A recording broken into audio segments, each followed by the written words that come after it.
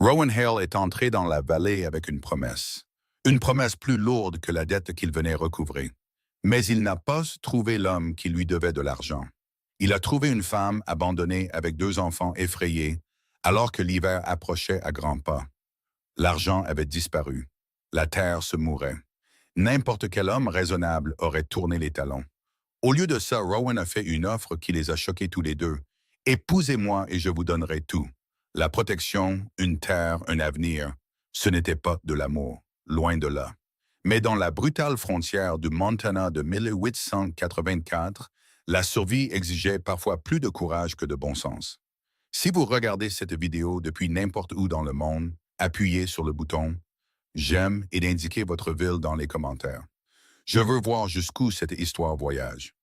La vallée semblait dans pire état que dans les souvenirs de Rowan. Il avait chevauché pendant 3 jours à travers une contrée qui ne pardonnait aucune erreur. Il avait dépassé des concessions abandonnées et des tombes manquées de simples pierres. Et quand il a finalement atteint la propriété des Cross, il a été accueilli par une bâtisse qui tenait à peine debout. La cabane s'affaissait d'un côté, comme un ivrogne appuyé contre un bar. Les poteaux de la clôture étaient inclinés à des angles étranges. La porte de la grange ne tenait plus que par une seule charnière, se balançant dans le vent qui descendait violemment des montagnes. Rowan descendit lentement de sa monture, ses articulations protestant. 32 ans sur cette terre, et il en paraissait 50. La guerre avait fait ça. Tout comme les années qui avaient suivi, à dériver d'une entreprise ratée à l'autre, toujours à une saison de la prospérité. Il avait prêté 200 $ à Samuel Cross 18 mois plus tôt. Assez pour acheter des semences, réparer l'équipement, peut-être engager de l'aide pour la récolte. Samuel avait juré sur la vie de ses enfants qu'il le rembourserait avant l'automne. L'automne était venu et reparti. Un autre hiver aussi. C'était de nouveau le printemps et Rowan avait besoin de cet argent. Assez besoin pour chevaucher jusqu'ici et au bout du monde et le recouvrir en personne. La porte s'ouvrit avant qu'il ne puisse frapper. La femme qui se tenait là n'était pas celle à laquelle il s'attendait. Elle était mince, trop mince, avec des cheveux sombres, tirés sévèrement en arrière. Ses yeux avaient vu des choses qu'elle aurait préféré oublier. Peut-être 30 ans, bien que la frontière vieillisse les gens prématurément. Elle tenait un fusil, pas tout à fait pointé sur lui, mais pas vraiment amical non plus. « Je peux vous aider ?» Sa voix portait l'accent de l'ouest du Texas, rendu rauque par le temps et les épreuves. « Je cherche Samuel Cross. » Quelque chose a changé dans son expression. Pas vraiment de la surprise, plutôt la confirmation de ce qu'elle savait qui finirait par arriver. Il est parti. Rowan a attendu, mais elle n'a pas donné plus de détails. Il a demandé « Parti où ?»« Juste parti. Il y a 4 mois. Il a pris le cheval, le peu d'argent que nous avions, et n'a pas dit où il allait ni quand il reviendrait. » Elle a dit cela d'un ton neutre, comme si elle lisait un registre. « Si vous êtes ici pour la dette, je ne peux pas vous aider. » Derrière elle, un mouvement. 2 petits visages sont apparus au bord de l'encadrement de la porte. Une fille d'environ 7 ans, avec les cheveux sombres de sa mère. Un garçon plus jeune, de 5 ans tout au plus, avec des yeux trop sérieux pour son âge. La mâchoire de Rowan se contracta. Il savait que Samuel n'était pas fiable. On ne prête pas d'argent aux gens fiables. Mais ça, c'était autre chose. C'était un abandon. C'était laisser sa famille mourir de faim pour fuir ses obligations. Vous êtes sa femme, j'étais sa femme, en union libre en tout cas. Nous n'avons jamais officialisé les choses. Elle déplaça son poids et Rowan remarqua qu'elle ménageait sa jambe gauche. Une vieille blessure, probablement. Vous êtes Rowan Hale? Oui. Il a parlé de vous, il a dit que si jamais vous veniez, je devais vous dire qu'il vous rembourserait dès qu'il le pourrait. Un sourire amer traversa son visage. Je suppose que ça fait de nous deux des gens qui attendent que Samuel Cross tienne parole. Le vent se leva, charriant une odeur de pain et de pluie imminente. Les enfants se retirèrent de la porte et la femme, Lena, comme Samuel l'appelait dans ses lettres, resserra sa prise sur le fusil. « Je n'ai pas votre argent, dit-elle. Je n'ai pas grand-chose, en fait. Alors, à moins que vous ne comptiez prendre la terre, qui ne vaut même pas le papier sur lequel elle est écrite, je ne peux pas régler sa dette. » Rowan regarda par-dessus son épaule à l'intérieur de la cabane. Un intérieur sombre, des meubles rares, Une marmite suspendue au-dessus d'un feu qui n'avait pas dû voir un repas complet depuis des semaines.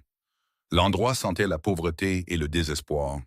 Il aurait dû partir, limiter ses pertes. L'argent était parti, Samuel était parti, et rester là ne changerait rien à ses faits. Mais quelque chose le retint. Peut-être était-ce la façon dont ses enfants le regardaient. Pas effrayés, non, juste résignés. Comme s'ils avaient appris très tôt que les adultes n'étaient que déceptions.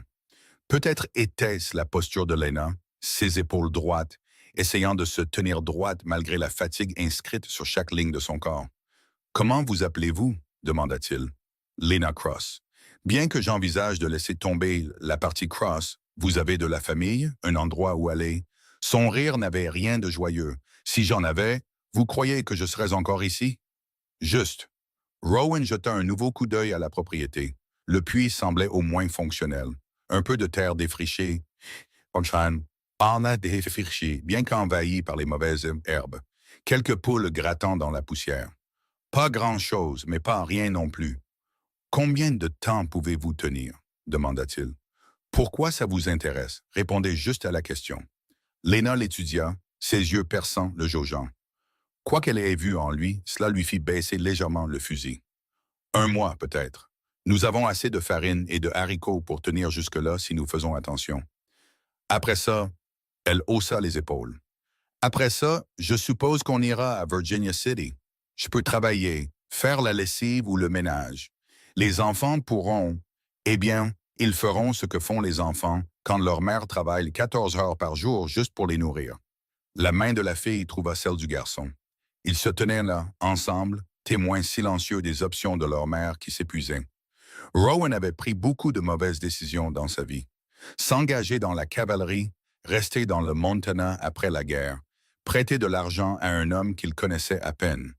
Mais là, dans cette vallée mourante, en regardant une femme qui tentait de maintenir une vie qui s'effondrait entre ses mains, il en prit une autre. J'ai une concession, dit-il, à 40 miles au nord-ouest, dans la région des Bois. Ce n'est pas grand-chose. Elle a besoin de travail. Elle a besoin de tout, en fait. Mais elle a du potentiel. De l'eau de bonne qualité, une position défendable, assez de terre défrichée pour les cultures et de la place pour s'agrandir. Il marqua une pause. J'aurais besoin d'aide pour la gérer. Les yeux de Lena se plissèrent. La charité ne m'intéresse pas. Je ne propose pas la charité, je propose un marché. Quel genre de marché? C'était de la partie qui lui semblait folle, même à lui. Mais Rowan avait appris que parfois, la seule façon de résoudre un problème était de lui faire face, peu importe à quel point le chemin semblait absurde. Épousez-moi. Prenez les enfants. Venez dans le Nord. Aidez-moi à faire de cet endroit quelque chose qui fonctionne. En échange, vous aurez la protection, un foyer et une part de tout ce que nous en ferons. Le silence qui suivit sembla durer un an. Lena le dévisagea comme s'il lui avait poussé une deuxième tête. « Vous plaisantez. Ai-je l'air de plaisanter? Je ne vous connais même pas. Je sais que vous êtes encore debout, alors que la plupart des gens auraient déjà abandonné. Je sais que vous êtes assez pragmatique pour tenir un fusil quand un étranger se présente. Et je sais que vous avez besoin d'une issue qui n'implique pas de vous vendre à bas prix dans une ville minière. » Il croisa son regard. « J'ai besoin de quelqu'un qui n'abandonnera pas quand les choses deviendront difficiles. » La frontière ne se soucie pas de la romance, Lena. Elle se soucie de qui peut y survivre. Le garçon murmura quelque chose à sa sœur. La fille lui fit signe de se taire, mais ses yeux restèrent fixés sur Rowan avec une intensité qui lui rappela de jeunes soldats. Des soldats essayant de décider si leur sergent allait les faire tuer ou les garder en vie. « C'est de la folie, » dit Lena, mais sa voix avait perdu un peu de sa certitude. « Probablement. Mais avez-vous une meilleure option? Je ne vous connais pas. Vous pourriez être n'importe qui. Un criminel, un ivrogne, un homme violent. Je pourrais, mais je ne le suis pas. » Rowan fit un geste vers la concession défaillante qui les entourait. « Cet endroit se meurt, Lena. Vous le savez et je le sais. Samuel l'a vu aussi. C'est pour ça qu'il s'est enfui. Vous pouvez rester ici et sombrer avec. Entraîner ces enfants dans la pauvreté avec vous. Ou vous pouvez tenter votre chance avec quelque chose qui pourrait réellement fonctionner. Pourquoi? La question sortit, sèche. Pourquoi feriez-vous ça? Vous ne nous devez rien. C'est nous qui vous devons de l'argent. Rowan réfléchit soigneusement à sa réponse.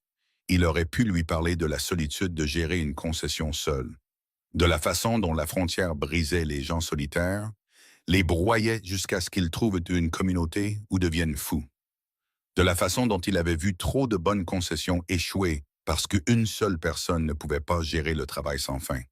Mais ces raisons semblaient trop compliquées, trop révélatrices. Au lieu de ça, il dit « Parce que je suis fatigué d'échouer, et je pense que vous aussi ». La main de Lena se posa sur l'épaule de sa fille, un geste protecteur inconscient. Le fusil s'affaissa davantage jusqu'à pointer vers le sol, loin de Rowan. Si je disais oui, et je ne dis pas que je le ferais, qu'attendriez-vous? Du travail, de l'honnêteté, un effort juste pour que ça marche. Il marqua une pause. Je ne cherche pas une épouse au sens traditionnel du terme, si c'est ce qui vous inquiète. Je cherche une partenaire, quelqu'un qui fera sa part et aidera à construire quelque chose qui en vaille la peine. Et les enfants, ils font partie du marché. Je ne prétendrai pas savoir quoi que ce soit sur l'éducation des enfants, mais je ne les maltraiterai pas non plus. Ils auraient un toit, de la nourriture et une chance d'avoir quelque chose de mieux que ça. La fille lui tira sur la jupe de Lena. « Maman ». Lena ne baissa pas les yeux, gardant son regard sur Rowan. « C'est de la folie », dit-elle à nouveau, mais cette fois, cela sonnait moins comme un rejet. C'était plus comme si elle essayait de se convaincre de quelque chose. « La vie est folle », dit Rowan. « Autant être fou dans une direction qui aide plutôt qu'elle ne blesse. » La pluie commença alors. De grosses gouttes qui frappaient le sol poussiéreux et faisaient monter l'odeur de la terre sèche, désespérée d'avoir de l'eau. En quelques secondes, ce fut d'un déluge, le genre qui transforme les routes en boue et rend tout déplacement impossible. Lena jeta un coup d'œil au ciel, puis de nouveau à Rowan. « Vous ne pouvez pas chevaucher par ce temps. L'écurie est plus ou moins intacte. Mettez-y votre cheval. Vous pouvez rester pour la nuit. Nous parlerons davantage demain matin quand vous aurez eu le temps de reconsidérer cette idée ridicule. » Ce n'était pas une acceptation, mais ce n'était pas un refus non plus. Rowan s'en contenterait. Il mena son cheval vers la structure penchée qui servait d'écurie, le décella, et s'assura qu'il avait de l'eau et le peu de foin qui restait. La pluie martelait le toit, trouvant des brèches et s'infiltrant par une douzaine d'endroits. Le temps qu'il retourne à la cabane, il était trempé jusqu'aux os. Lena avait dégagé un espace près du feu. Pas accueillant, mais pas hostile non plus. Elle avait rangé le fusil, ce que Rowan prit comme un bon signe. « Le café est léger », dit-elle en lui tendant une tasse en fer blanc. « Mais il est chaud. » Les enfants étaient assis à une table grossièrement taillée, le regardant avec ses deux paires d'yeux sérieux. De près, Rowan pouvait voir qu'ils étaient sous-alimentés. Pas affamés, mais presque. La fille avait des taches de rousseur sur le nez et le menton têtu de sa mère. Le garçon avait l'air d'avoir pleuré récemment, bien qu'il s'efforçât de ne pas le montrer. « Comment vous appelez-vous » demanda Rowan. La fille jeta un coup d'œil à sa mère, qui hocha la tête. « Je m'appelle Maddie, lui c'est Eli. » Elle le dit avec une formalité qui brisa un peu le cœur de Rowan. Les enfants ne devraient pas avoir à être aussi prudents. « Ravi de vous rencontrer. » Il but une gorgée de café. Elle avait raison. Il était léger. Probablement du marque utilisé 2 fois. « Je m'appelle Rowan. » Eli murmura de nouveau à Maddie. Elle le traduisit, même si Rowan l'avait très bien entendu. « Il veut savoir si vous allez vraiment épouser maman. » Le visage de Lena rougit. « Maddie, ce n'est pas... on ne fait que discuter. Monsieur Hale a fait une suggestion. »« C'est tout. »« Ce n'est pas grave, » dit Rowan. Il regarda Eli. « J'ai fait une offre à ta maman. C'est à elle de décider si elle l'accepte ou non. »« Mais oui, si elle dit oui, c'est ce que je propose. »« Pourquoi ?» demanda Maddie. « Apparemment, la franchise était de famille. Parce que votre maman a besoin d'aide et que j'ai besoin d'aide. Et parfois, 2 personnes qui luttent séparément peuvent mieux s'en sortir ensemble. Ce n'est pas très romantique. » Rowan faillit sourire. « Non, ce n'est pas le cas. Mais la romance n'empêche pas le toit de fuir ni ne mettre de la nourriture sur la table. Un partenariat, peut-être. » Lena s'affairait à quelque chose près du poêle, le dos tourné à la pièce. Rowan pouvait voir la tension dans ses épaules, la façon dont elle se tenait par pure volonté. Ils mangèrent une soupe claire pour le dîner, plus d'eau que de substance. Lena rationna de petites portions de pain qui avaient connu des jours meilleurs. Les enfants ne se plaignirent pas, ce qui indiqua à Rowan qu'ils avaient appris à accepter ce qu'on leur donnait. Après le repas, Lena les envoya dormir dans le grenier. Une fois qu'ils furent hors de portée de voix, elle se tourna vers Rowan. « C'est de la folie, dit-elle pour la troisième fois. Vous l'avez déjà mentionné. Je ne sais rien de vous. Vous pourriez mentir à propos de la concession. Vous pourriez avoir une douzaine de femmes déjà. Je pourrais. Mais ce n'est pas le cas, l'interrompit Rowan. La concession est réelle. J'ai des titres de propriété dans ma sacoche si vous voulez les voir. Pas de femmes, pas d'attache. Juste beaucoup de terre, trop pour qu'une seule personne puisse s'en occuper seule. Lena s'assit lourdement, comme si ses jambes l'avaient soutenue par la seule force de sa volonté et avaient finalement cédé. J'ai juré quand Samuel est parti que je ne dépendrai plus jamais d'un homme, que je trouverai ma propre voie, que je tracerai mon propre chemin. Ce n'est pas de la dépendance, c'est de la collaboration. Y a-t-il une différence? Oui. Dans la dépendance, une personne détient tout le pouvoir. Dans la collaboration, il est partagé. Vous auriez autant votre mot à dire sur la façon dont les choses se passent que moi. Probablement plus, puisque je n'ai jamais géré un foyer digne de ce nom. Elle eut un rire amer et fatigué. Et vous pensez que moi, si? Regardez autour de vous, Rowan. Cet endroit tombe en ruine. Je n'ai pas réussi à le maintenir. Vous avez gardé ces enfants en vie, nourris, vêtus, en sécurité dans un endroit comme celui-ci, sans aucune aide. Ce n'est pas un échec, Lena. C'est presque un miracle. La lumière du feu capta l'humidité dans ses yeux. Elle la chassa d'un clignement sec, refusant de la laisser tomber. Si je faisais ça, si... À quoi cela ressemblerait-il vraiment au quotidien? Je veux dire... Rowan y avait pensé pendant le long trajet. Nous devrions partir bientôt, avant que les hauts cols ne ferment pour la saison. Voyager léger. Prendre ce que nous pouvons transporter. Une fois là-bas, c'est du travail de l'aube au crépuscule. Construire, planter, chasser, conserver la nourriture pour l'hiver. La cabane a besoin d'être terminée. La grange a besoin de réparation. Et nous devrons amasser assez de provisions pour tenir jusqu'au printemps. Il marqua une pause. Ce ne sera pas facile. Il y aura des jours où vous me détesterez de vous avoir entraîné là-dedans. Mais à la fin, nous aurons quelque chose de solide. Quelque chose qui est à nous. À nous? Répéta Lena, testant le mot. Comment cela fonctionnerait-il légalement? Si nous sommes mariés, tout devient vôtre. Je ferai rédiger des papiers.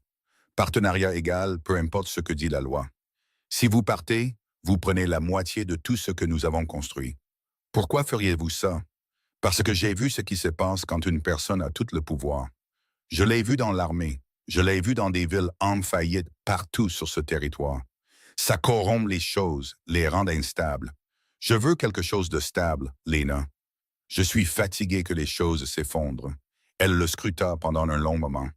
Vous êtes vraiment sérieux à propos de cette chose folle et improbable? Oui. Et si je dis non? Rowan haussa les épaules. Alors je repars demain. Vous continuez à essayer de faire fonctionner cet endroit. Et nous prenons tous les deux nos chances, seuls. Mais je pense que nous nous en sortirions mieux ensemble. La pluie s'était transformée en un tambourinement régulier sur le toit. Quelque part dans le grenier, l'un des enfants toussa. Le feu crépita, envoyant des étincelles dans la cheminée. « J'ai besoin de temps pour réfléchir, » dit finalement Lena. « C'est juste. Je dormirai dans l'écurie ce soir. Vous avez jusqu'à demain matin. Ce n'est pas beaucoup de temps pour une décision aussi importante. » « Non, admit Rowan. Mais combien de temps avons-nous vraiment? » Il se leva, se préparant à retourner sous la pluie quand la voix de Lena l'arrêta. « Rowan! » Il se tourna. « Pourquoi êtes-vous vraiment venu ici? » La vérité. Il aurait pu mentir. Il aurait pu s'en tenir à l'histoire du recouvrement de la dette. Mais quelque chose dans ses yeux exigeait l'honnêteté. Et Rowan était fatigué de mentir, surtout à lui-même. Je suis venu parce que j'avais besoin de cet argent. Mais je suis resté parce que j'ai vu quelqu'un qui n'avait pas abandonné alors qu'elle avait toutes les raisons de le faire. La frontière est pleine de gens qui ont baissé les bras à la première difficulté. Vous, vous êtes encore là. Vous vous battez encore. Ça vaut plus que 200 $. Lena ne répondit pas, hochant simplement la tête une fois. Rowan attrapa son sac de couchage et se dirigea vers l'écurie. Le cheval l'accueillit avec un doux hennissement. Il se fit une place dans le coin le plus sec, écoutant la pluie et pensant à toutes les façons dont cela pourrait mal tourner. Il avait fait l'offre sur une impulsion, poussé par quelque chose qu'il ne pouvait pas tout à fait nommer. De la pitié, peut-être. Une reconnaissance voyant dans Lena le même refus obstiné de se rendre qu'il avait maintenu en vie pendant la guerre et les dures années qui avaient suivi. Mais en dessous de ça, il y avait d'autres choses. Une lassitude profonde d'être seul, de prendre des décisions sans personne pour le conseiller, de travailler la terre sans personne pour partager le fardeau. La concession avait de bonnes bases, mais elle avait besoin de plus que l'effort d'une seule personne pour prospérer. Elle avait besoin d'une famille, même si cette famille était assemblée par désespoir et nécessité pratique plutôt que par amour. Le sommeil vint par intermittence. Chaque fois qu'il s'endormait, son esprit évoquait des problèmes. Lena disant non. Lena disant oui, mais le regrettant. Le voyage vers le nord qui tourne mal. Les enfants qui le détestent. Toute l'entreprise s'effondrant sous le poids de sa propre improbabilité. L'aube arriva, grise et froide. La pluie avait cessé, laissant tout dégoulinant et boueux. Rowan nourrit son cheval puis retourna à la cabane. Lena était déjà debout, en train d'allumer un feu. Elle avait tressé ses cheveux en une natte serrée et des cernes sombres sous ses yeux suggéraient qu'elle n'avait pas mieux dormi que lui. « Un café » offrit-elle. « S'il vous plaît. » Ils s'assirent en silence pendant qu'il infusait. Les enfants dormaient encore, leur respiration douce audible depuis le grenier. Finalement, Lena dit « J'ai des conditions. » Le cœur de Rowan s'emballa. « D'accord. Premièrement, c'est un partenariat. Droit de parole égal dans toutes les décisions. Vous ne pouvez pas passer outre mon avis juste parce que vous êtes... Elle fit un geste vague, un homme ou quoi que ce soit. D'accord. Deuxièmement, les enfants sont ma responsabilité. Vous ne les punissez pas. Vous ne prenez pas de décision à leur sujet sans m'en parler d'abord. Juste. Troisièmement, si ça ne marche pas, si on essaie et que c'est un désastre, on se sépare proprement. Pas de reproches, pas de dette. Juste une tentative honnête qui a échoué. Je peux vivre avec ça. Lena prit une profonde inspiration. Et quatrièmement, ce mariage, il est pratique. Je ne peux pas être la femme de quelqu'un de toutes les manières que cela signifie habituellement. Pas encore. Peut-être jamais. Je comprends. Vraiment. Parce que les hommes disent qu'ils comprennent, mais ensuite ils s'attendent à... Je m'attends à une partenaire, dit fermement Rowan. Quelqu'un avec qui travailler, avec qui construire, peut-être en qui avoir confiance un jour. Tout ce qui va au-delà devra être votre choix, Lena. Je ne le forcerai pas et je ne m'y attendrai pas. Elle sonda son visage, cherchant le mensonge. Quand elle ne le trouva pas, quelque chose dans sa posture se détendit. Alors, oui, contre tout bon sens, contre tout ce qui me dit que c'est la chose la plus imprudente que j'ai jamais faite. Oui. Un soulagement inonda Rowan, suivi immédiatement par la terreur. Dans quoi diable venait-il de s'engager?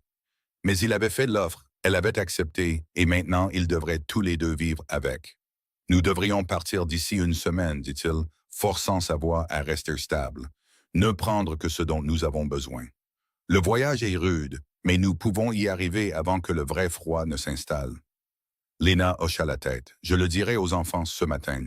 Ils auront besoin de temps pour s'habituer à l'idée. Comment pensez-vous qu'ils le prendront? Honnêtement, je n'en ai aucune idée. Ils ont appris à ne pas faire confiance à grand chose, surtout aux promesses des adultes. Elle leur versa à tous les deux du café. Mais ils sont pragmatiques. Ils savent que nous ne pouvons pas rester ici. C'est peut-être l'option la moins terrible qui s'offre à nous. C'est un soutien enthousiaste. Un petit sourire traversa son visage. Le premier vrai qu'il voyait.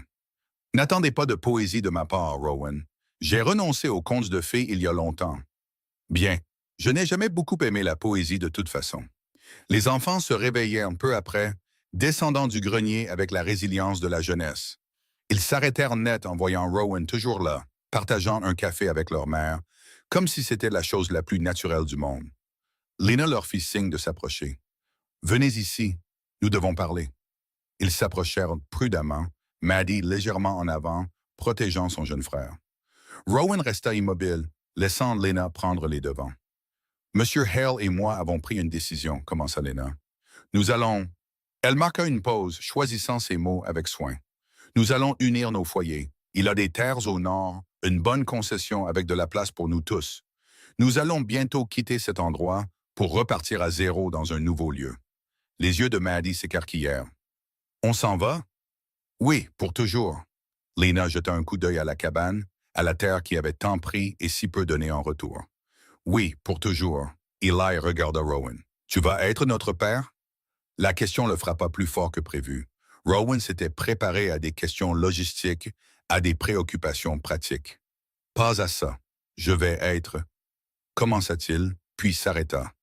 Qu'allait-il être? Pas leur père. C'était Samuel.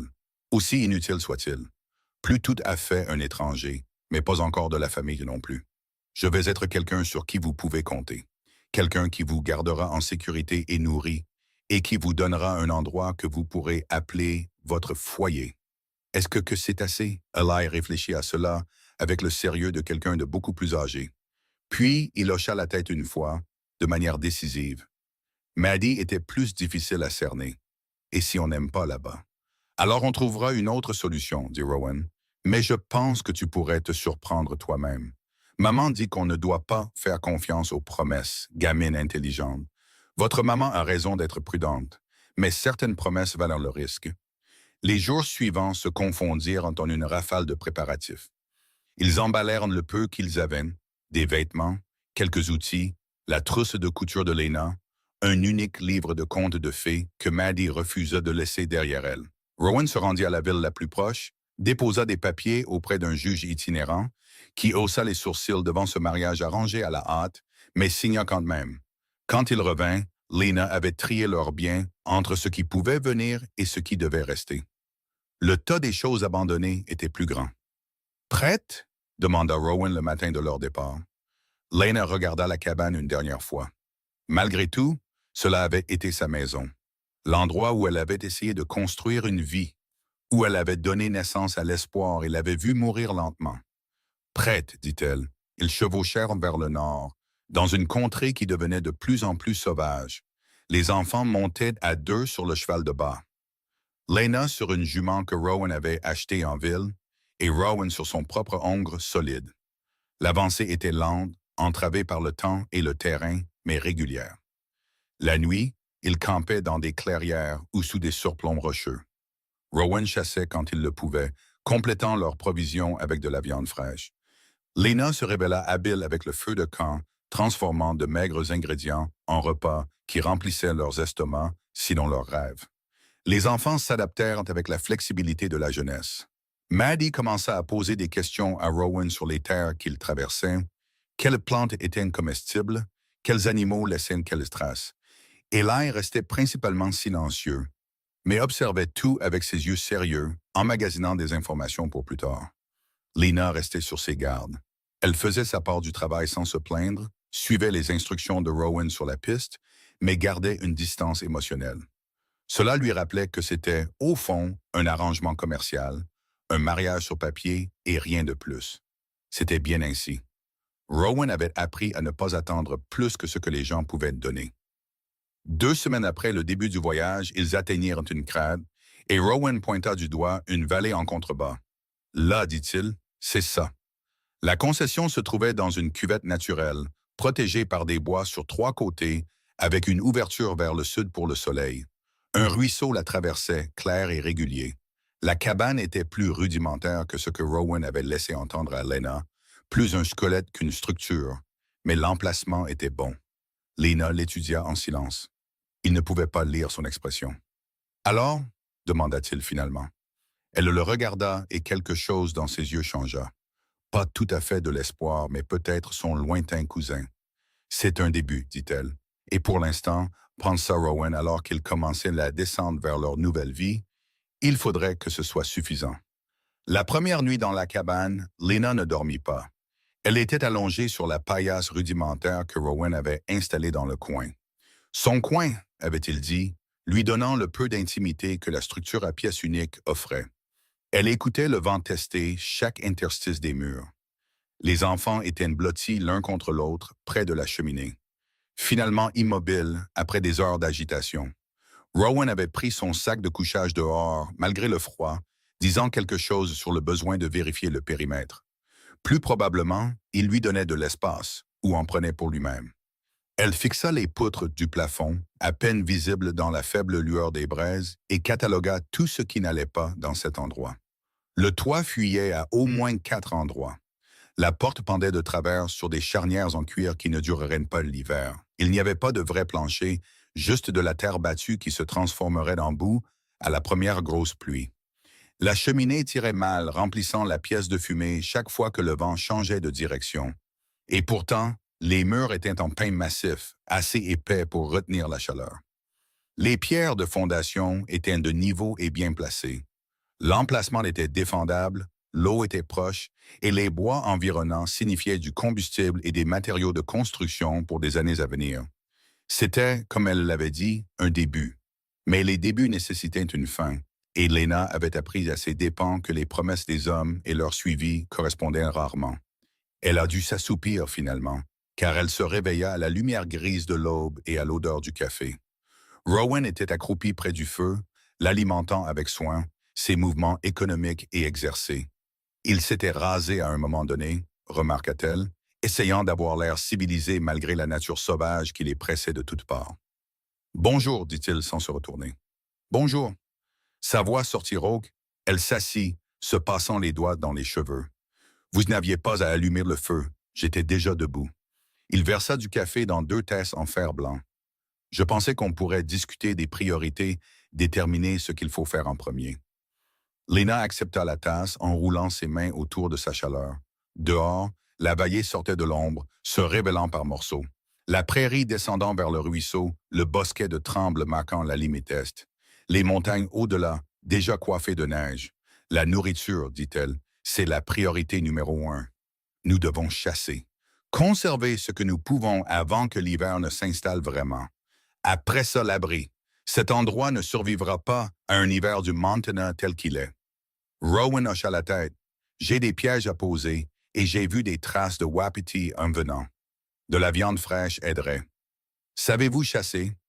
Assez bien. Et vous? Je peux nettoyer et conserver tout ce que vous ramènerez. Samuel ne m'a jamais appris à tirer correctement. Il disait que c'était un gaspillage de poudre. Quelque chose s'assombrit dans l'expression de Rowan. Je vous apprendrai. Tout le monde ici doit savoir manier un fusil. Les enfants se réveillèrent alors, tombant dans la conscience avec la confusion des gens dans un nouvel endroit. Maddie regarda autour d'elle avec de grands yeux, observant les murs bruts et le mobilier rare.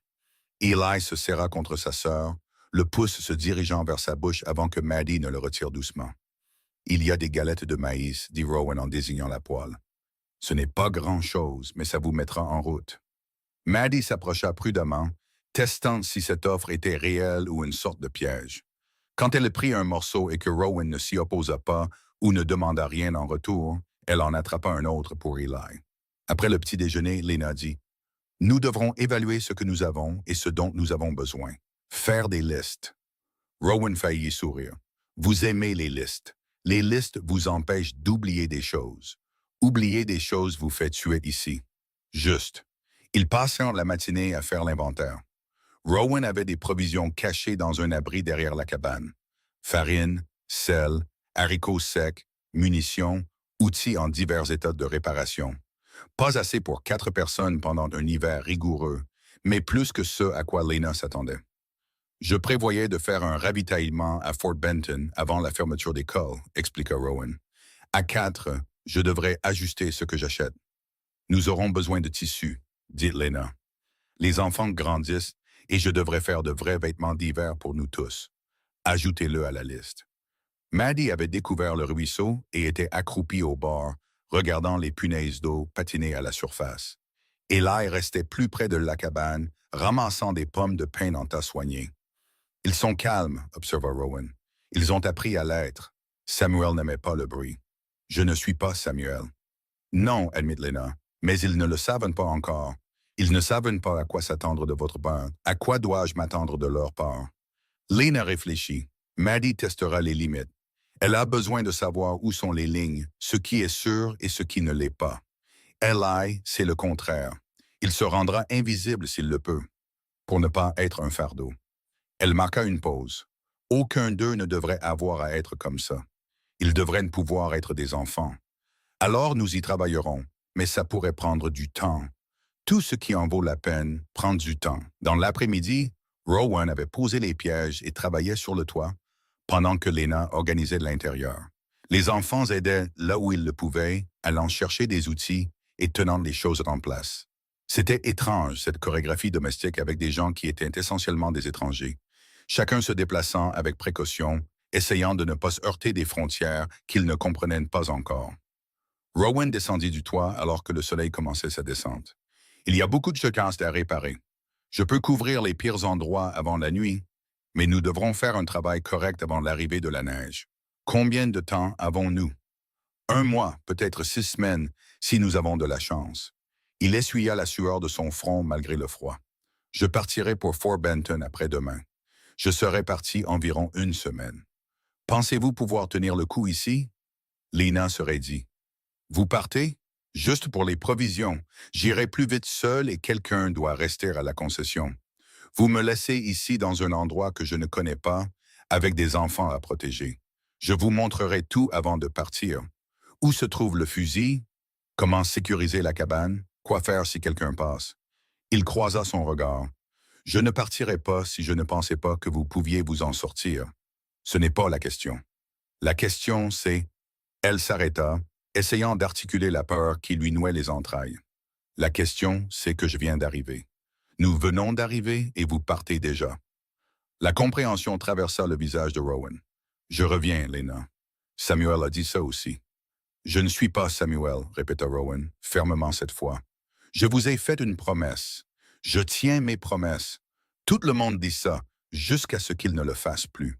Il resta silencieux un moment, puis dit, « Qu'est-ce qui vous convaincrait? » Rien.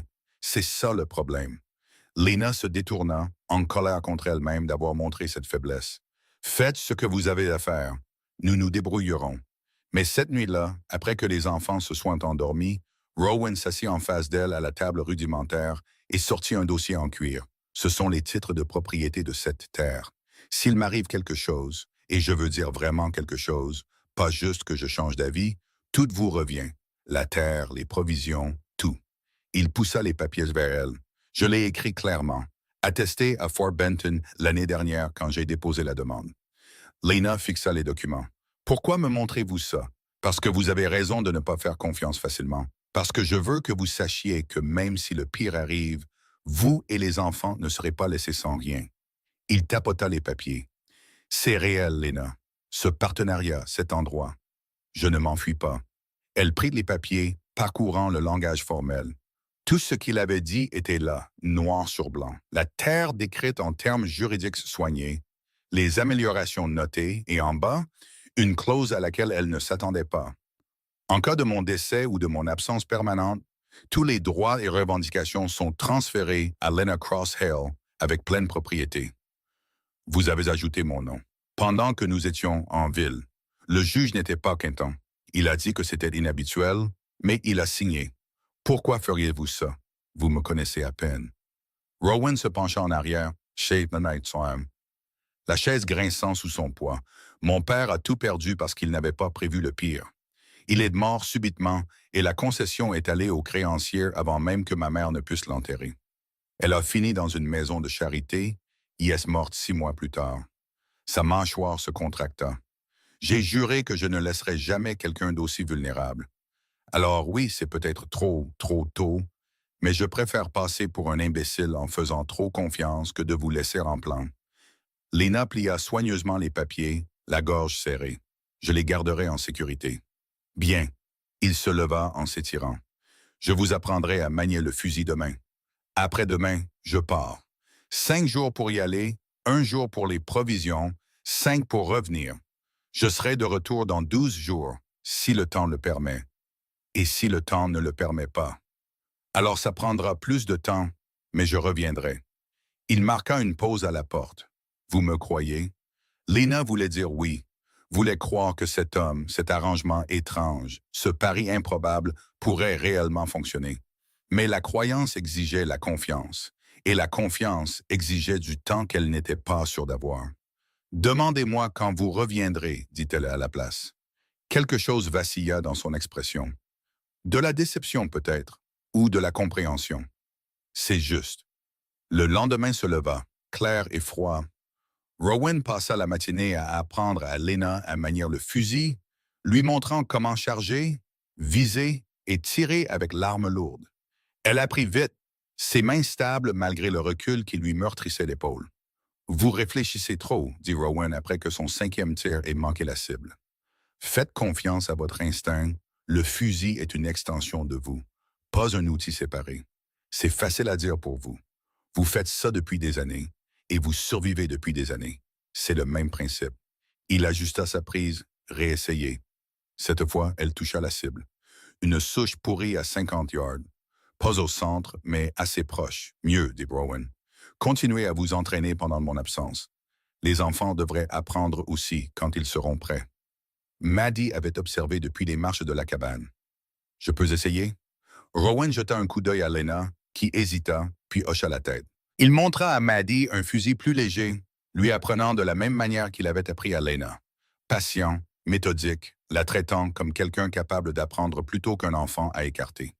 Maddie absorba tout avec une concentration féroce, et quand elle toucha la cible à son troisième essai, son cri de triomphe résonna dans toute la vallée. Même Eli sourit à cela.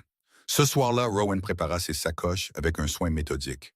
Lena observait depuis le seuil, essayant de ne pas cataloguer toutes les façons dont cela pourrait mal tourner. « Vous avez la liste ?» demanda-t-elle. « Juste ici. » Il tapota sa poche. « Farine, sel, sucre, tissu, aiguilles, munitions, clous, huile de lampe, et tout ce qui semble utile et que je peux me permettre. Ne dépensez pas tout. Nous aurons besoin de réserve, je sais. » Il serra la dernière sangle. « Lena, si quelqu'un passe pendant mon absence, des voyageurs, des trappeurs, n'importe qui, soyez polis mais prudentes. Ne leur dites pas que je ne suis pas là. Dites simplement que je suis en train de vérifier les pièges. Vous pensez que quelqu'un pourrait causer des problèmes? Je pense qu'il vaut mieux être prudent. Cette vallée est isolée, ce qui est bien, mais ça veut aussi dire que l'aide est loin si vous en avez besoin. » La peur qu'elle avait tenue à distance se rapprocha. « Peut-être que vous ne devriez pas y aller.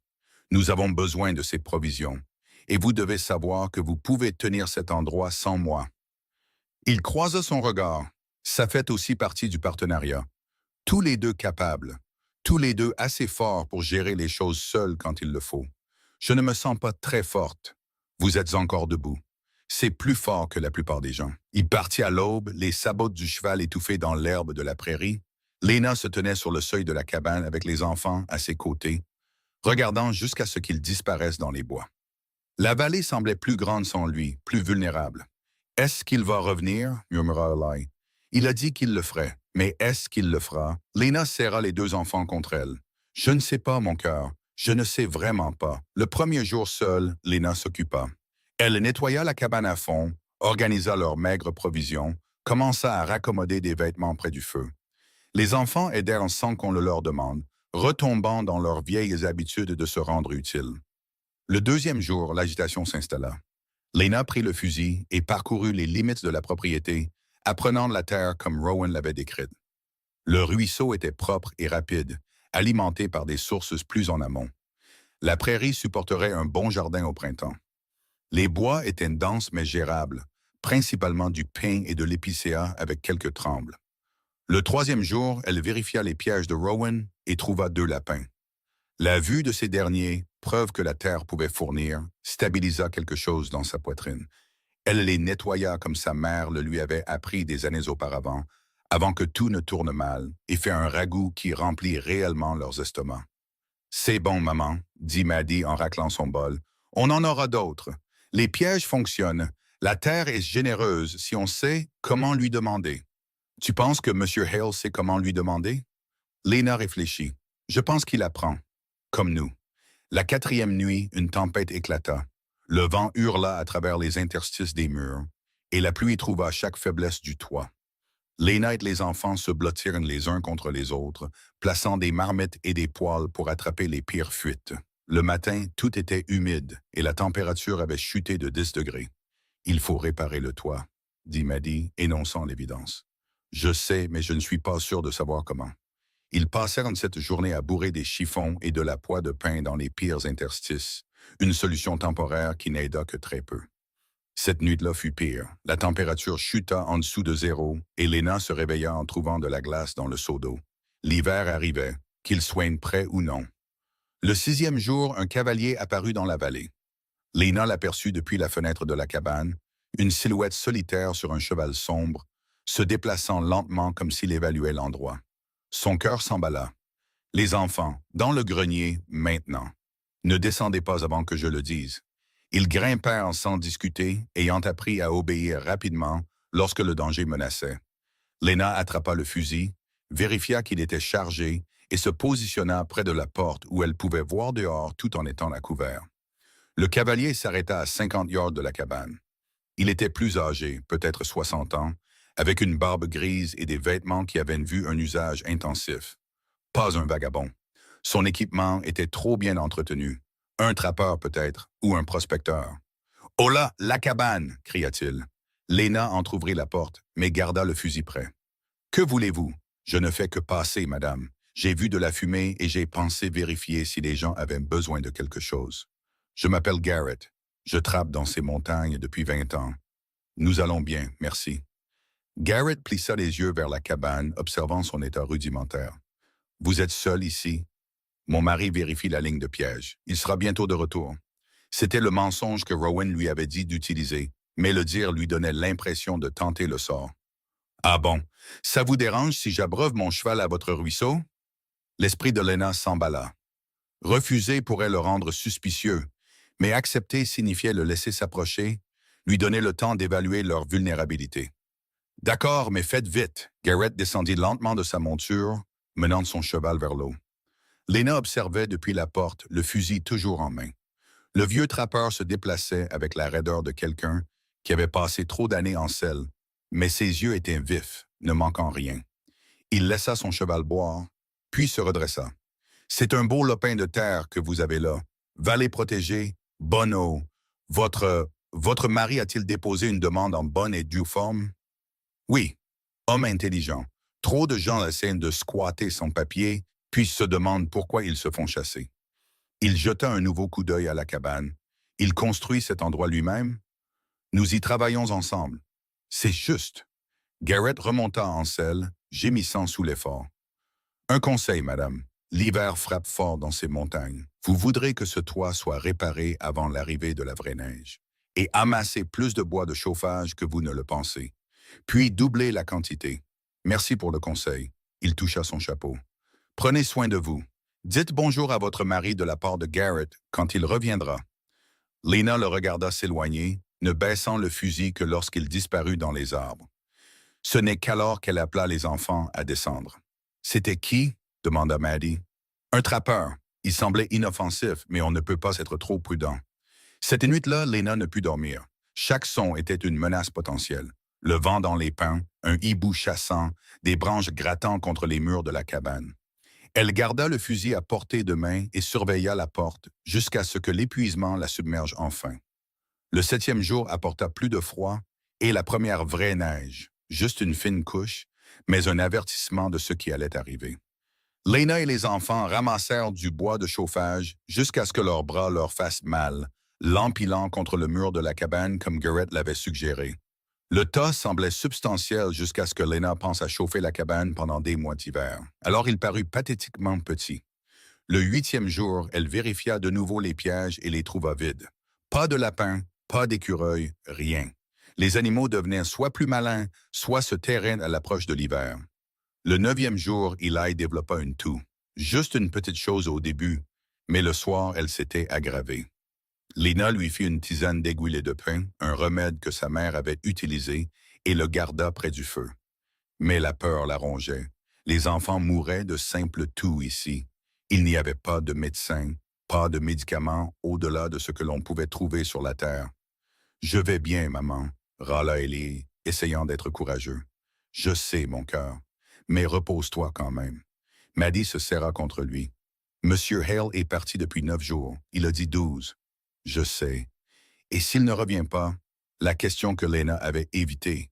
Alors on continue. On s'est débrouillé si longtemps sans lui.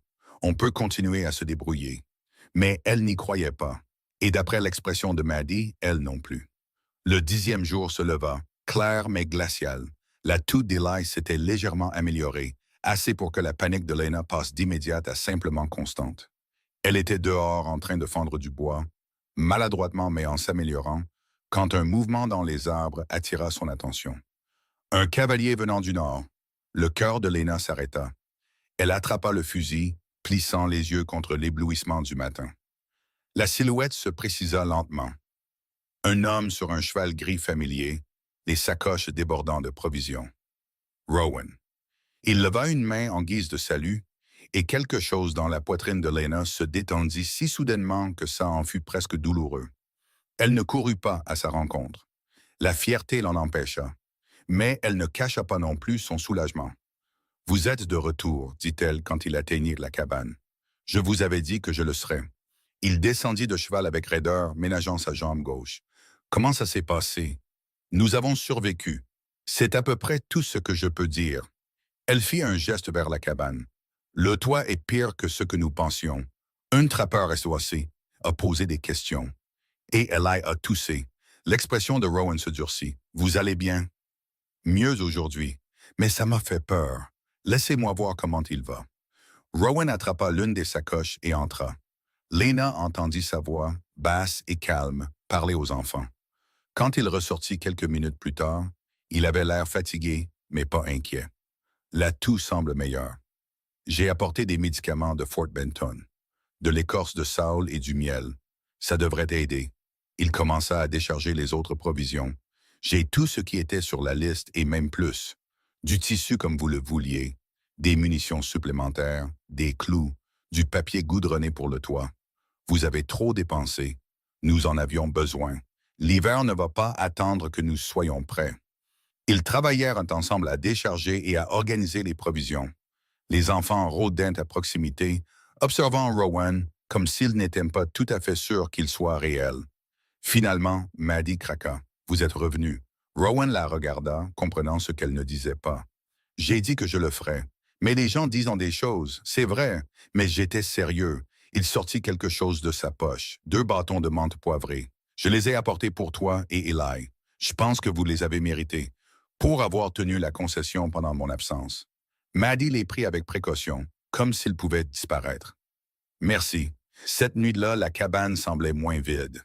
Rowan alimenta le feu et prépara des steaks de venaison avec la viande qu'il avait ramenée. De vraies tranches épaisses, pas les maigres rations dont il s'était contenté. La bouche de Lena s'emplit d'eau à l'odeur. « Mangez, » dit Rowan en servant de généreuses portions. « Nous en avons assez et vous avez tous l'air trop minces. » Lena voulait argumenter, maintenir le rationnement prudent qui les avait maintenus en vie si longtemps. Mais la faim l'emporta. La viande était riche et savoureuse, et pour la première fois depuis des mois, elle se sentit réellement rassasiée.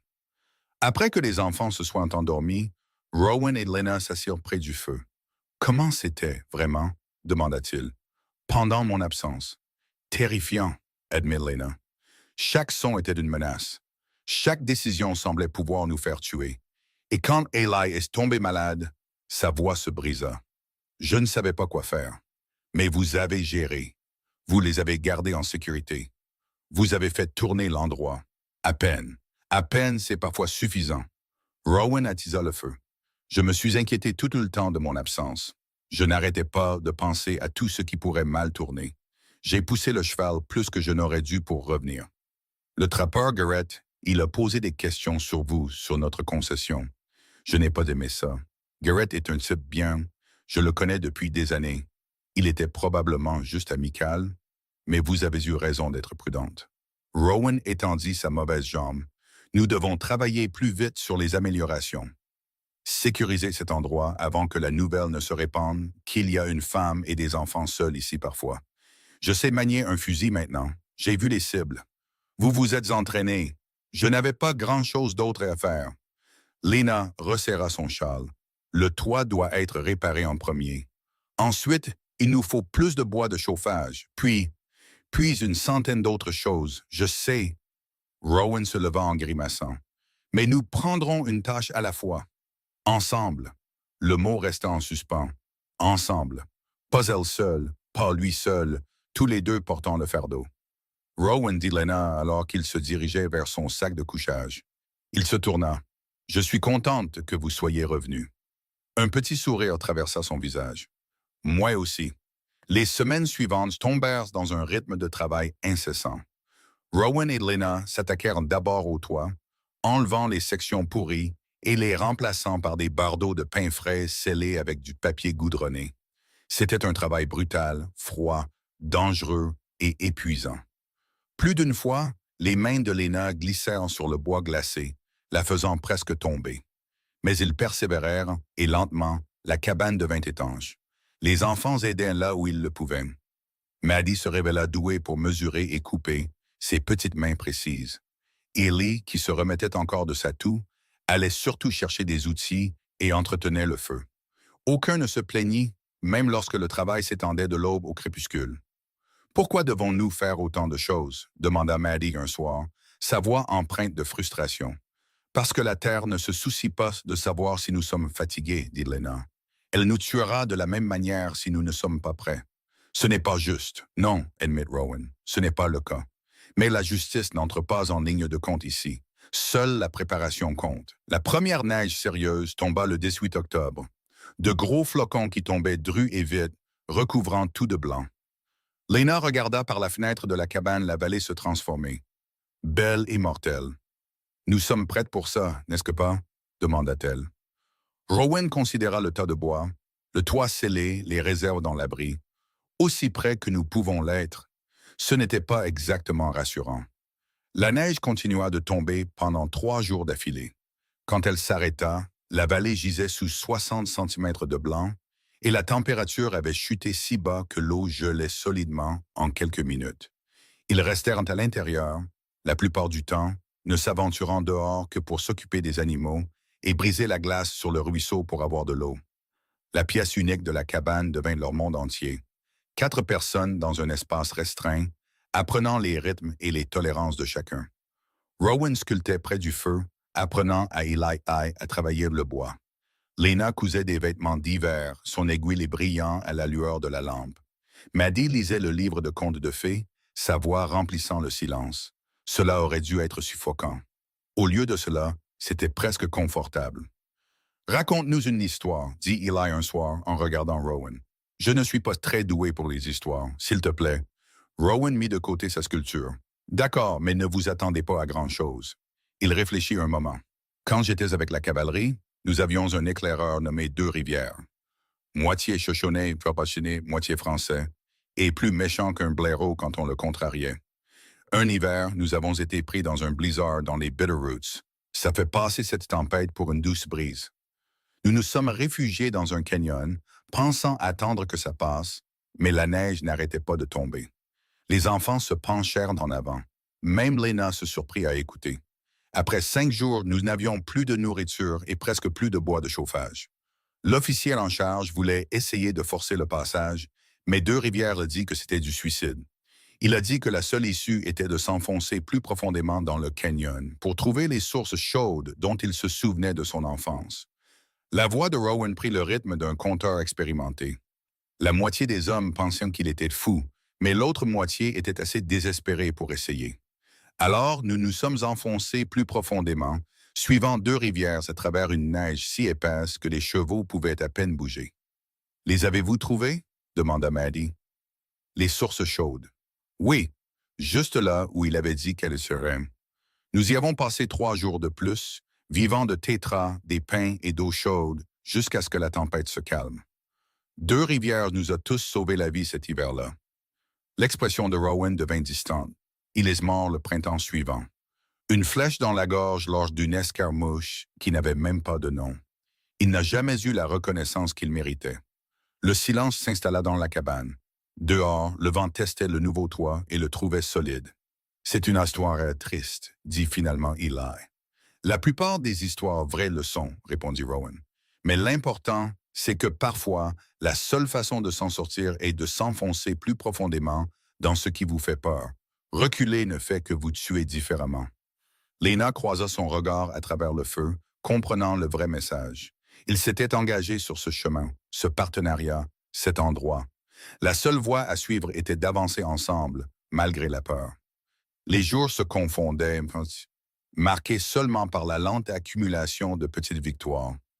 Une chasse réussie qui rapporta un wapiti, assez de viande pour les faire tenir des semaines. La découverte d'un bosquet d'amélanchiers, gelé mais encore bon, que Lena transforma en conserve. Le rire des enfants devenant plus fréquent, moins sur la défensive. Et lentement, presque imperceptiblement, la distance entre Rowan et Lena commença à se réduire. Ils travaillaient côte à côte, anticipant les mouvements de l'autre. Ils parlaient tard dans la nuit après que les enfants se soient endormis, partageant des histoires, des espoirs et des doses prudentes. Ils apprirent à reconnaître les signes de l'autre, quand pousser, quand laisser de l'espace, quand le silence suffisait. Ce n'était pas de l'amour, pas encore, peut-être jamais, mais c'était quelque chose de solide, construit sur le travail, l'honnêteté et la détermination partagée de survivre à ce que la frontière leur jetait. Un matin de début novembre, Lena se réveilla et trouva Rowan déjà debout, fixant le mur du fond avec une expression qu'elle ne pouvait pas lire. Qu'est-ce qui ne va pas? Il désigna le coin où l'eau s'était accumulée pendant la nuit. Le sol. Nous devons le réparer avant que le sol ne gèle complètement, sinon nous aurons de la boue tout l'hiver. Ajoutez-le à la liste. La liste devient trop longue, alors nous travaillerons plus vite.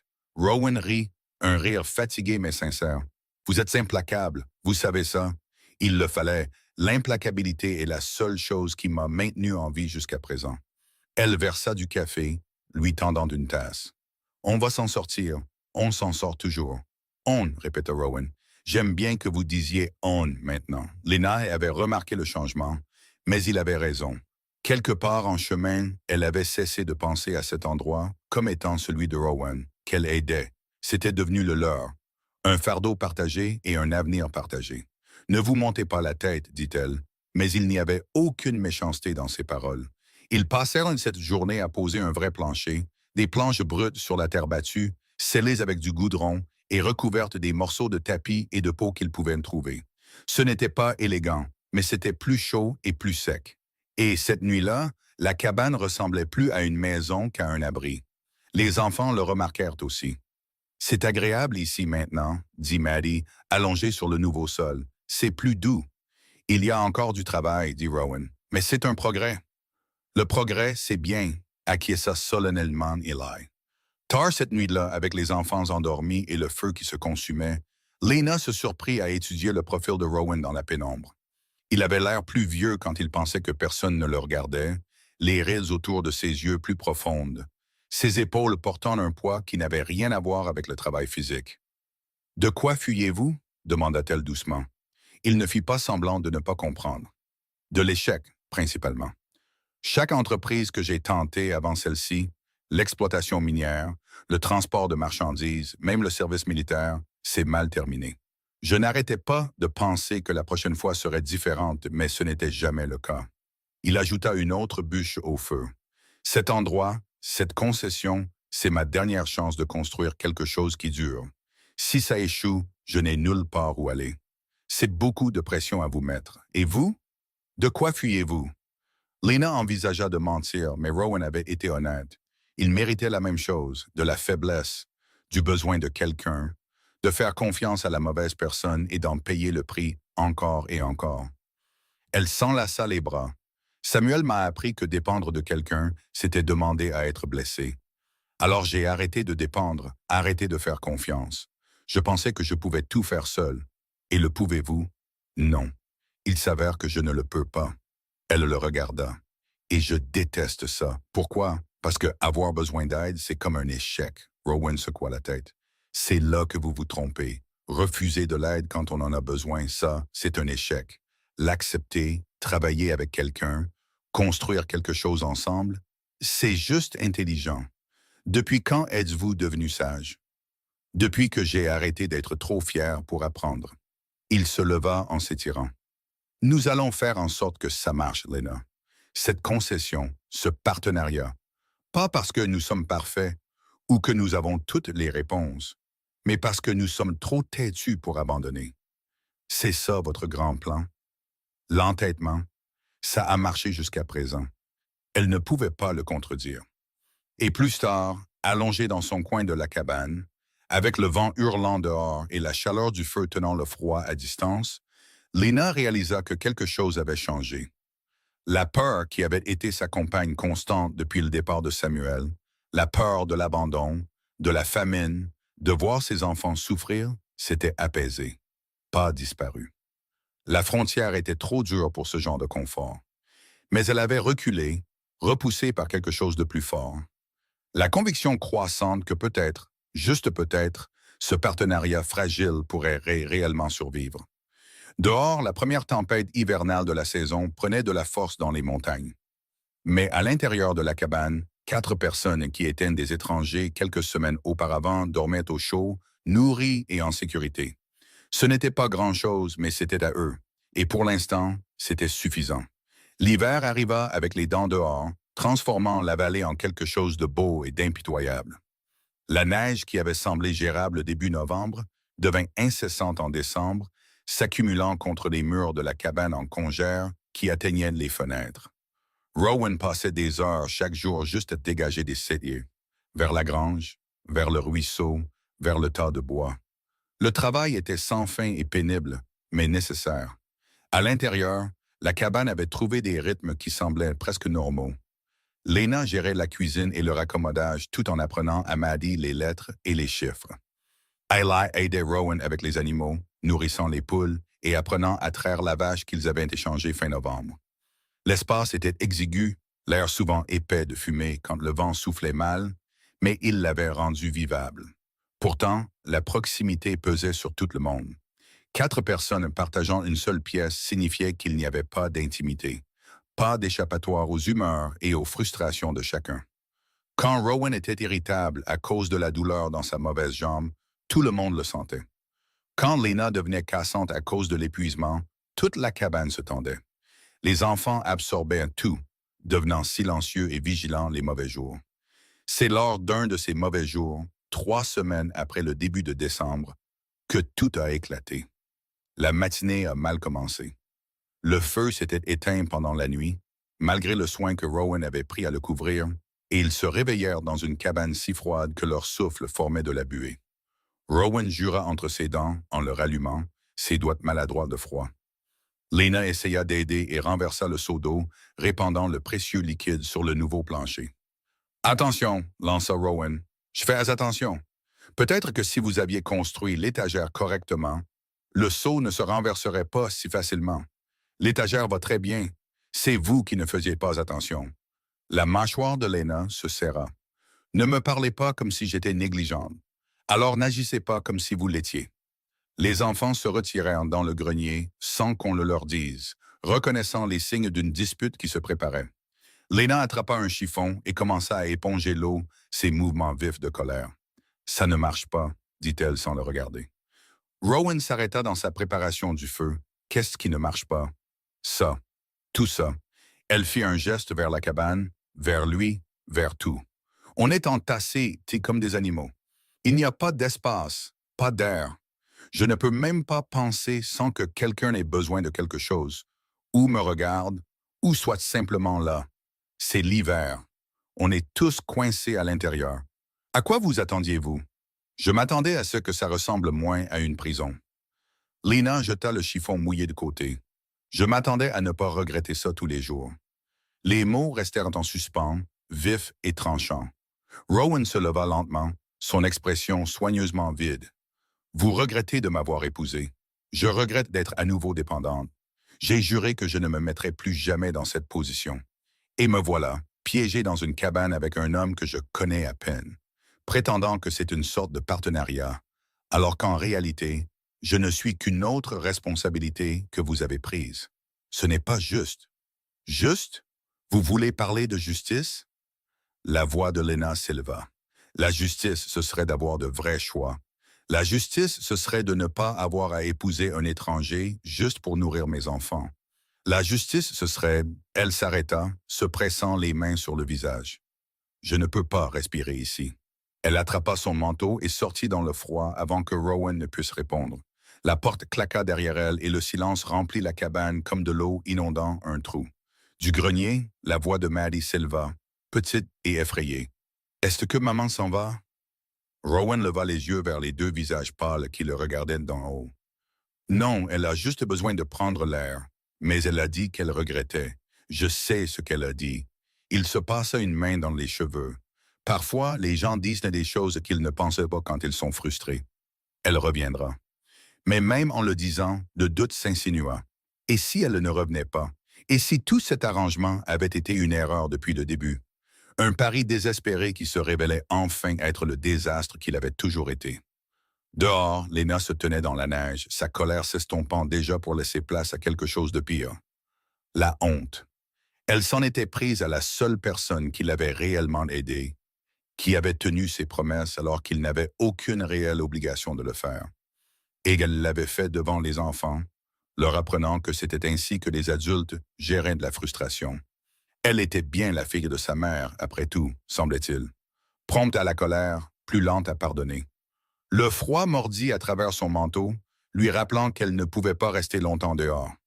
Mais retourner à l'intérieur signifiait faire face à ce qu'elle avait dit, et Lena n'était pas prête pour ça. Elle se dirigea plutôt vers le ruisseau, suivant le chemin que Rowan avait creusé dans la neige. L'eau coulait, sombre, entre des rives couvertes de glace, continuant de s'écouler malgré le gel.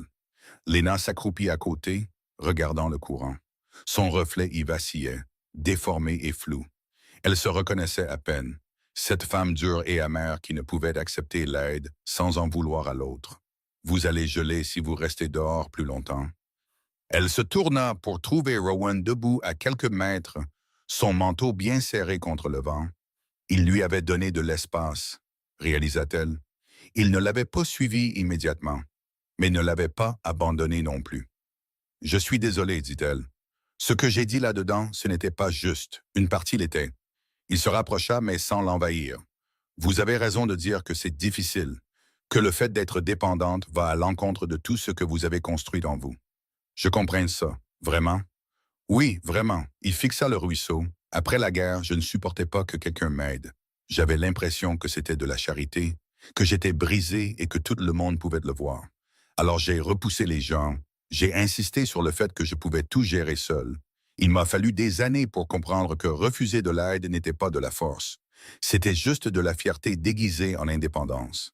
Lena resserra son manteau. Je ne sais pas comment faire ça. Comment faire partie de quelque chose sans me perdre dedans? Alors on trouvera une solution ensemble. On établira de nouvelles règles qui fonctionnent pour nous deux. Rowan se tourna pour lui faire face. Mais Lena, vous devez décider. Sommes-nous vraiment des partenaires ou suis-je juste une solution temporaire jusqu'à ce que vous puissiez vous débarrasser de moi? Parce que je ne peux pas construire quelque chose de réel si vous avez déjà un pied dehors. La question transperça ses défenses, exposant la vérité qu'elle avait évitée. Elle se retenait encore, traitait toujours cela comme provisoire, attendait toujours que le couperet tombe. Je ne sais pas comment faire confiance à ça, admit-elle. Chaque fois que j'ai compté sur quelqu'un, soit il est parti, soit il m'a fait du mal. Alors je continue de m'attendre à ce que vous fassiez la même chose. Je sais, mais à un moment donné, vous devez décider si cette attente vous protège ou si elle garantit simplement que vous serez seul. Il croisa son regard. Je ne suis pas Samuel. Je ne suis pas votre père ou qui que ce soit d'autre qui vous a fait défaut. Je suis juste un homme qui essaie de construire quelque chose qui dure. Et je veux que vous en fassiez partie, mais seulement si vous le voulez vraiment aussi. Le vent se leva, charriant de la neige en rafales piquantes. Le visage de Lena était engourdi par le froid. Mais à l'intérieur, quelque chose changeait. Rowan avait raison. Elle avait vécu en réaction à des blessures passées au lieu de la réalité présente.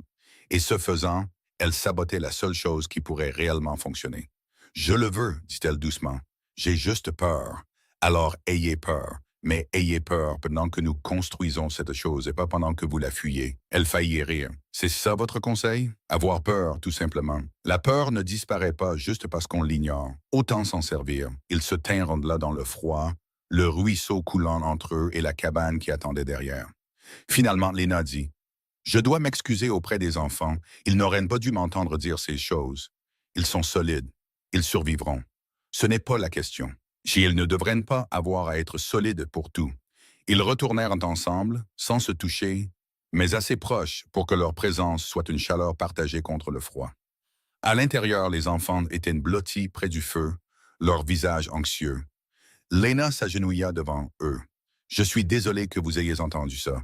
J'ai dit des choses que je ne pensais pas parce que j'étais frustré et fatigué. Et ce n'est pas juste pour vous tous. »« Est-ce qu'on s'en va? » demanda Eli. « Non, mon cœur, on ne s'en va pas. Mais tu as dit, je sais ce que j'ai dit, mais parfois les adultes disent des choses quand ils sont contrariés qui ne reflètent pas ce qu'ils veulent vraiment. » Elle regarda les deux enfants.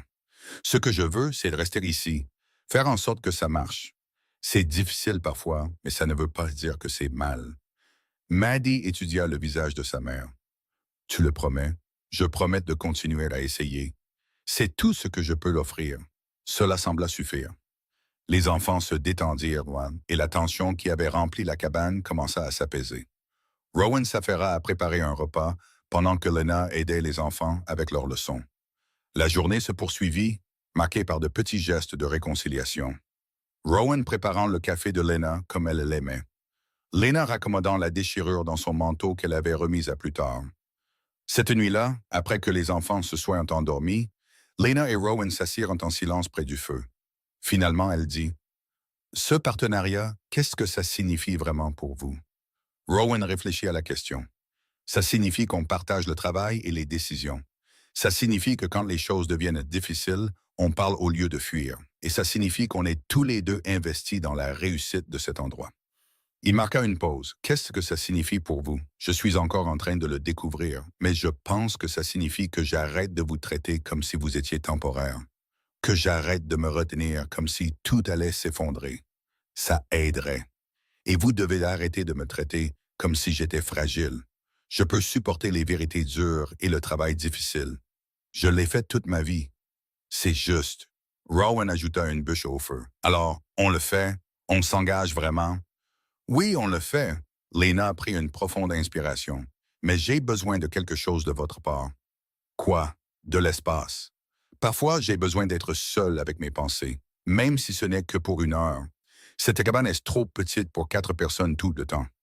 Je peux travailler à la construction d'une pièce séparée au printemps. Agrandir la cabane.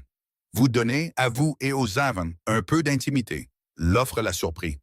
Vous feriez ça? C'est votre maison aussi. Elle doit fonctionner pour vous. » Il étendit sa mauvaise jambe. « De plus, j'aurais bien besoin d'un peu d'intimité, moi aussi parfois. On a tous besoin d'espace pour respirer. » C'était une si petite chose, mais ça comptait. La reconnaissance que ses besoins étaient légitimes, que le partenariat signifiait s'adapter l'un à l'autre plutôt qu'une personne s'accommodant de l'autre. « Merci, » dit Lena. « Ne me remerciez pas encore. On a encore des mois d'hiver à survivre. » Il n'avait pas tort. Janvier frappa comme un marteau, apportant des températures si basses que du givre se formait à l'intérieur des murs de la cabane. Les enfants développèrent des engelures aux doigts et aux orteils, malgré les meilleurs efforts de Lena pour les garder au chaud. Les réserves de nourriture, qui avaient semblé adéquates, commencèrent à paraître minces à mesure que le mois s'éternisait. Rowan passait des heures à chasser dans des conditions brutales, revenant les mains vides plus souvent qu'à son tour.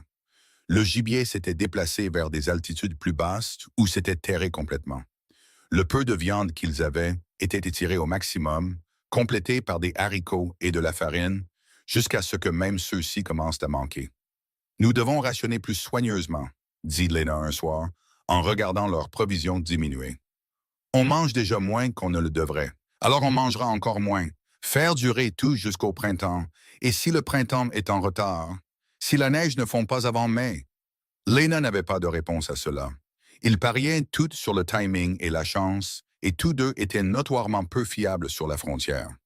Le lendemain matin, Rowan prit une décision. « Je vais essayer les hautes terres. Il pourrait y avoir des wapitis là-haut, à l'abri dans les bois. C'est un voyage de 2 jours par beau temps. Dans ce froid, je connais les risques, mais nous avons besoin de viande, Lena. On ne s'en sortira pas autrement. » Elle voulait argumenter, lui dire que c'était trop dangereux, mais il avait raison. Ils avaient besoin de nourriture plus qu'ils n'avaient besoin de sécurité. Prenez des couvertures supplémentaires. Et si le temps tourne, vous revenez immédiatement. Oui, madame. Il essayait d'être drôle, mais ses yeux montraient la même inquiétude qu'elle ressentait. Il partit avant l'aube, s'enfonçant dans les bois avec son fusil et un sac chargé de provisions minimales. Lena regarda par la fenêtre jusqu'à ce qu'il disparaisse, puis se retourna pour affronter une autre journée à faire en sorte que presque rien ne suffise à nourrir 3 personnes. Les enfants s'étaient plus silencieux que d'habitude, sentant la tension.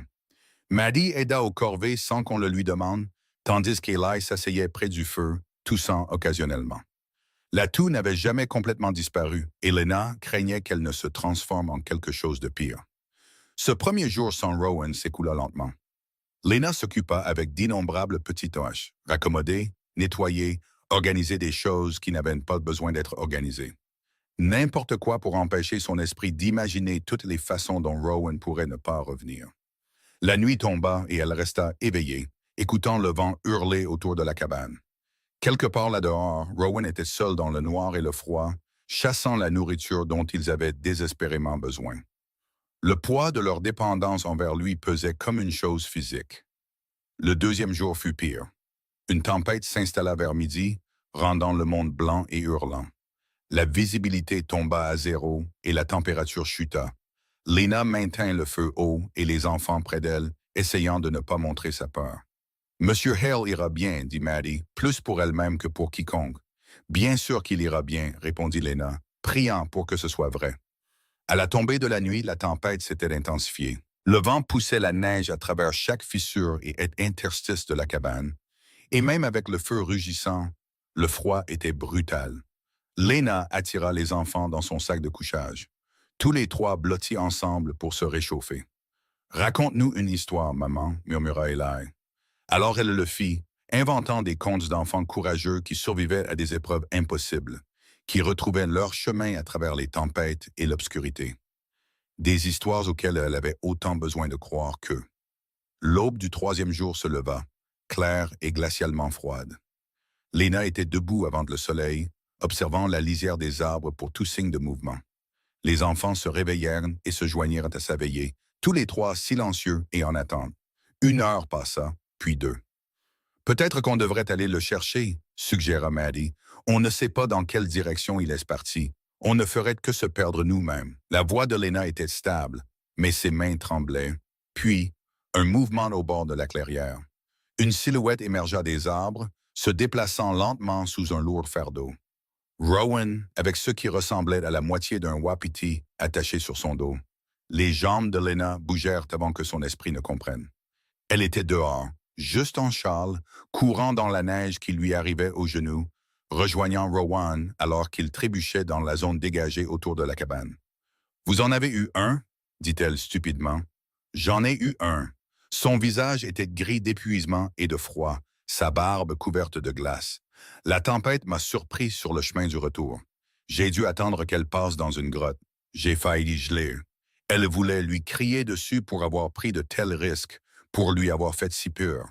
Au lieu de ça, elle lui attrapa le bras. « Entrez. Vous êtes à moitié gelé. » Ensemble, ils amenèrent de la viande à la cabane et Rowan à l'intérieur. Ses mains étaient si froides qu'il ne les sentait plus, et ses pieds étaient impérieux. Lena s'efforça de retirer ses bottes gelées pendant que Maddie apportait de l'eau chaude. « C'était stupide, » dit Lena en lui massant les pieds pour y ramener la sensation. « Vous auriez pu mourir là-dehors, mais je ne suis pas mort, et maintenant, nous avons de la viande pour des mois. » Il grimaça alors que la sensation revenait d'un picotement douloureux. « Ça en valait la peine. Ne le refaites pas seul. La prochaine fois, on trouvera un autre moyen. » Rowan la regarda et quelque chose passa entre eux. De la compréhension, peut-être, ou la reconnaissance qu'ils avaient tous les deux eu peur, que ce partenariat signifiait se soucier de savoir si l'autre personne revenait. « D'accord, dit-il. La prochaine fois, un plan différent. La viande changea tout. La nourriture étant assurée, le côté désespéré de leur existence s'estompa. Ils pouvaient à nouveau manger des repas complets, cesser de rationner chaque morceau. Les visages des enfants s'arrondirent et la couleur revint sur leurs joues. Mais plus que ça, quelque chose avait changé dans l'atmosphère de la cabane. La dispute avant le départ de Rowan, la peur pendant son absence, le soulagement à son retour, tout cela avait balayé les dernières prétentions. Ils n'étaient plus des étrangers, ni même des partenaires réticents. Ils étaient des gens qui dépendaient les uns des autres, qui s'inquiétaient les uns pour les autres, qui construisaient quelque chose qui comptait. Février apporta un bref dégel, faisant fondre une partie de la neige et révélant la vallée en dessous. Rowan profita de la pause pour vérifier les limites de leur propriété et réparer le toit de la grange. Lena aéra la cabane et lava tout ce qui pouvait être lavé, désespérée de se débarrasser de la crasse accumulée pendant le confinement hivernal. Un après-midi, alors que les enfants jouaient dehors dans la gadoue, Lena rejoignit Rowan sur les marches de la cabane. Ils s'assirent en silence confortable, regardant Maddie montrer à Alia comment faire un fort de neige. Ils sont heureux, observa Rowan. Aussi heureux qu'ils peuvent l'être, je pense. C'est difficile à dire avec les enfants parfois. Lena resserra son châle. Maddie m'a demandé hier si vous étiez son vrai père maintenant. Qu'est-ce que vous lui avez dit? J'ai dit que vous étiez quelqu'un de mieux, quelqu'un qui a choisi d'être ici. Lena lui jeta un coup d'œil. C'était mal? Non, c'était juste. Il regarda les enfants jouer. Je n'ai jamais pensé que j'aurais une famille. Ça ne semblait pas être quelque chose que le monde avait prévu pour moi. Et maintenant j'essaie de comprendre comment être bon à ça. Il se tourna pour lui faire face. Je sais que je ne suis pas leur père. Je sais que toute cette situation est étrange et compliquée. Mais je veux qu'ils se sentent en sécurité ici, Lena. Je veux qu'ils sachent que c'est leur maison. Ils le savent. Peut-être pas encore complètement, mais ils y arrivent. Elle marqua une pause. Nous tous. Le dégel dura 3 jours avant que l'hiver ne se réaffirme avec de la neige fraîche et des températures en baisse. Mais ces 3 jours leur avaient donné à tous un aperçu de ce qui allait arriver. Le printemps, la chaleur, la chance de construire au lieu de simplement survivre. Mars arriva avec le retrait lent et réticent de l'hiver. Les jours s'allongèrent, le soleil se renforça. La glace sur le ruisseau commença à se briser et les premiers oiseaux courageux retournèrent dans la vallée. À l'intérieur de la cabane, l'agitation grandit alors que tout le monde se lassait du confinement. Je veux planter un jardin, annonça Lena un matin, un vrai assez grand pour nous nourrir et avoir un surplus pour les conserves. Le sol étant